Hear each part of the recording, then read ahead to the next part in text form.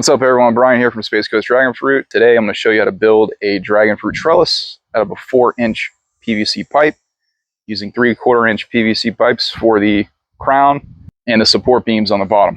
Guys, so for the tools, we have a drill. It's going to be used for your holes, a 1 1/8 Arbor Hole Saw attachment, masking tape. It's going to help measure your area where you need to drill, pipe cutter, Sharpie to mark your measurements. I like to use Seamstress tape. It's a lot more flexible to use around a 4-inch round PVC pipe.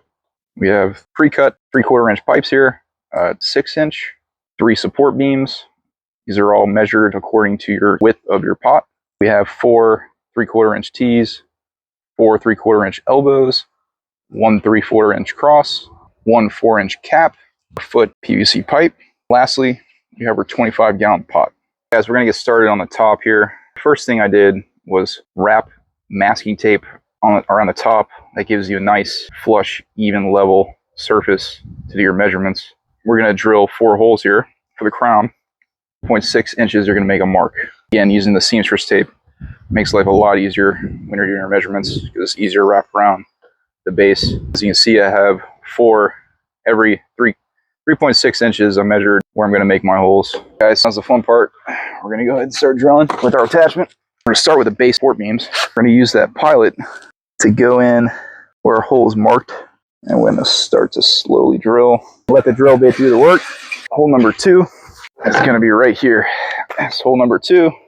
As you can see, that port beam is going to go through. It's going to be your first one. The second one is going to go the other way, like this. Third one. Now we're working on our second hole, which is going to be opposite direction. Remember, that's 2 inches up. Let me show you guys real quick. Our bottom beam, our middle beam. We got one more going the opposite direction. There's 3 beams. Once we have our 3 beams in, we're going to go ahead and test it to see how stable it is. It's got a little bit of wiggle play, a little more than I'd like. I'm going to add a 4th support beam going the opposite direction here. Top. Let's get at it. Yes, we've got our final 4 support beam hole marked. We're going to go ahead and drill that out.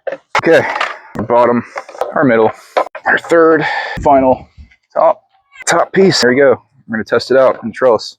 Yeah, so that's 4th support beam, much more stable. And once you add the sand in and the other soil mixture, everything will hold tight. Now, final step of the process is to work on the crown. This is a fairly straightforward process. You just got to drill 4 holes and then put together the square. Okay, so now we're going to complete the crown. Already have 1 hole pre-drilled. We're going to do the other 3. So we're going to take our cross. We're going to start with the 12 6-inch pre-cut pieces. I'm going to put the cross in. Just slide this through. That.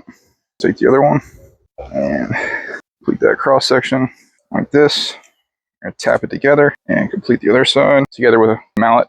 So we're going to grab some of our tees, 1/4-inch tees, right there, that on each of the pre-cut 6-inch. This part's pretty intuitive. You just kind of around, so you make a square. We're going to use our elbows to connect the corners. We got our square just about finished. One missing piece. We're going to tap everything together real tight. Yeah, so we got the masking tape off. Every king needs his crown, so we're going to put a cap on the top. It's going to keep the insects out, water, and so forth. Once that cap is on, you are good to go. Ladies and gentlemen, that is a long-lasting PVC trellis. Can stand up to the weather, especially here in Florida where we have humid climate. If you guys like this video, please like, comment, subscribe. We'll be posting more videos like these in the near future.